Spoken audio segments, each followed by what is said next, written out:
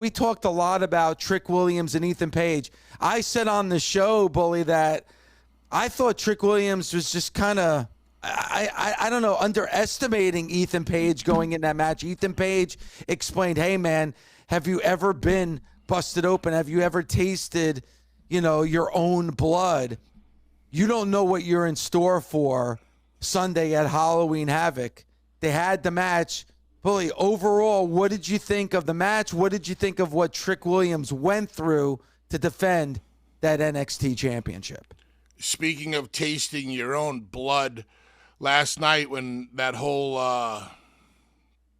aftermath was said and done, me and Trick kind of fist bumped, and Trick was bleeding from the mouth, and I watched one drop of his blood hit my hand. And I didn't even get a chance to wash my hands after the show. When I got home last night, I still had Trick's blood on my hands. It was pretty crazy. I thought, first of all, top to bottom, I thought Halloween Havoc was a very, very entertaining PLE. I thought every single one of those talents went out there and busted their asses to have great matches, tell great stories, yada, yada. 2 thumbs up to the entire crew. Trick and Ego have major personal issues. Dave, how I talk to you sometimes about the things that I can see that you might not see? Mm-hmm. There's a real issue between those two. And I think it's more on Ethan Page's side. But they went out there, they beat the crap out of each other. Trick did what he had to do to win. But I got to ask you, based on everything that's been said, do you think we saw that side of Trick Williams that Ethan Page was trying to get to? It's funny, Bully, because I've been asking myself that question as well, and I was asking it immediately after that match. I don't know. I honestly don't. I don't know if Trick in that match was pushed to the ultimate limit. Did he taste his own blood? Yes. Like you said, he was bleeding out of his mouth.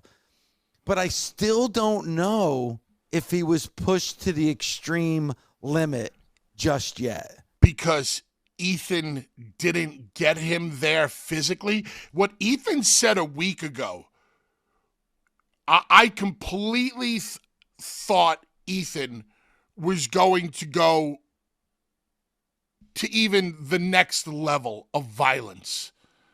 I don't think Ethan even got the chance to get him there. I think Trick beat him kind of quick. I expected that one to go a little longer. Yeah, I don't think there was ever a point in that match. And again, I've only watched it in real time with the fans like we did last night, Bully. I wanted to go back and watch it on television when we get done with the show today, because I don't know if there was ever a point in that match where Trick Williams was thinking to himself, man, I'm in over my head. Because that was what I was really looking for Trick, where that point where he feels like he's in over his head. And Bully, we have to go to that really dark place within yourself that you're able to pull yourselves out of those depths and become a victor. I don't know if he was pushed to that limit last night, Bully. I really don't. I think he was pushed to a limit, but it was a physical limit. It was a fighting spirit limit. It wasn't like the limit of going to that dark place. When Ethan Page picked Trick up for the Razor's Edge and basically gave a modified Razor's Edge off the top of the steps through the announce table, like you saw Trick bleeding from the mouth. And I saw a bunch of people. From what I could see, I actually had to look up at the Titantron because where we couldn't see by the announce desk.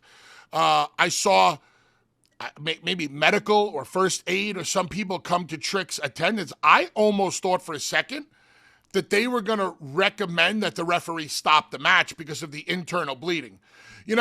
Getting busted open on the forehead or anywhere in your body is one thing. When you start hemorrhaging from the inside and blood starts coming out of your mouth, that's like a completely different story because you don't know what can be punctured internally where you're bleeding out of the mouth. Like there's only two places the blood can be coming out of, your mouth and your butt, to be quite honest with you. And whenever you're hemorrhaging, internally, I could have definitely seen the doctors, whoever's attending, telling the ref, hey, stop this. But I think Trick realized that. And I saw Trick like kind of trying to move them away, like get away from me. Like Trick definitely went into autopilot. Trick went into autopilot. He saw the ring. He focused the ring. He's trying to get to his feet, crawl to the ring to get back to the ring. The least amount of time the doctors can spend near him, the least amount of time they have to tell the referee what to do. Kind of like when the ref was giving the towel to Drew McIntyre in the cell. Drew didn't want to hear from the ref. Get away from me. Don't just you ring the bell when this guy's down.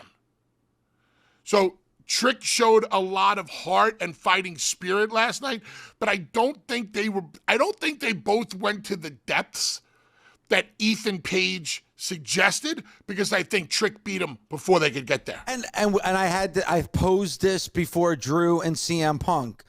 Based on the verbiage that we heard, I expected a bloodbath in that Hell in a Cell match, and that's exactly what we got. With the verbiage that Ethan and Trick used, I was expecting a bloodbath. But when you really go back and listen to what Ethan said, it was about tasting your own blood. And, that's what we got from Trick Williams.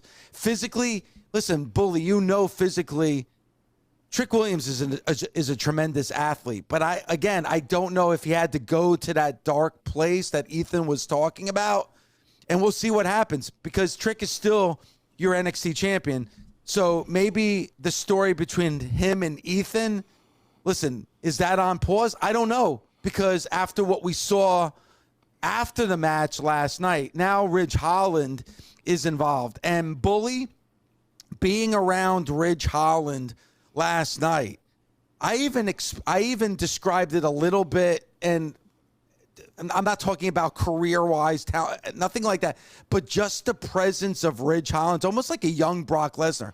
That guy is in tremendous shape. He's big. He's quick. He's very agile for somebody his size. He's got the attitude. Being next to a Ridge Holland, he is a physical presence, Ridge Holland. Something that I did not tell you last night, because so much went on, and you just triggered my memory. Once we were done on camera on the PLE, I went back to the locker room, and William Regal was there. And it was just me and him in the locker room. And I was like, what's up with this kid? What's up with Ridge? And Regal gave me the lowdown on him with his background and everything. And in a very nice William Regal-esque way, I think he was trying to tell me, Bubba, be careful. Because the kid is tough. Former super, pro league rugby player. Those mother truckers bang skulls. He was telling me about who trained him. I think the same guy that trained Regal trained Ridge, which is no joke. So not only does he look imposing, but I'm sure physically, if he gets his hands on you, it ain't gonna tickle. And I'm probably lucky that I got my hands on him first last night. Ridge hesitated just a little bit. When I came underneath that rope, I don't think he expected to see me. There was that second of delay from him. If he would have caught me before I got to my feet, I don't know if I would have been able to come to Trick's aid. You know what's funny, Bully, and not just what happened physically when that match was over, and you posed that question about whether you should appear at NXT tomorrow night. We have a full bank of phone callers. I want to get to those calls next hour, and also want to talk, about the callers, about what we were able to do at Halloween Havoc last night. But the one thing I noticed with Ridge, and, you talk about the world of sports entertainment. Go back and watch, when he confronted you after the ambulance match when we were, about to critique the performance at the ambulance match, and he was yelling. And he was really hot about, like, did you see what I did? Like, almost like his statement. It's funny. He wasn't talking into a microphone. It's not like, oh, here, I'm Ridge Holland, and now I'm going to confront, Bubba Ray Dudley. His emotions were so raw, he wasn't even talking into the microphone. Like, and I saw it in his eyes, but you could see it in somebody's eye. The emotions took over for him in that moment. It wasn't a performance. It was pure emotion, raw emotion in that moment last night. This is so crazy that you're bringing this up about the look in somebody's eyes, because I noticed the look in the eyes too. Do you know whose eyes? Whose? Yours. Dude, if you go back and watch, everything that you're saying about Ridge Holland is true. No matter what happened last night with me and him, or you got to give the guy props. But what you're saying is true. If you watch the video, look at the fear in your eyes. You were terrified. You were almost frozen from fear because you were right in the middle of the two of us. Now, in that situation, I'm not going to throw fists because it's honestly right then and there, not the place, not the time. Would have been completely unprofessional of me. But man, you saw the look in his eyes, and I saw the look in yours. And the look in your eyes told me everything I needed to know because you were genuinely afraid. I don't think when I saw that look for the very first time, when I was in the ring with Dreamer, and you tried to get in between me and Dreamer, and I looked at you, and you saw that look on my face, and you're like, oh man, I shouldn't have crossed this line with him. Yeah, it's almost like, I'm not supposed to be there. Like, I'm not supposed to be in that moment, in that position.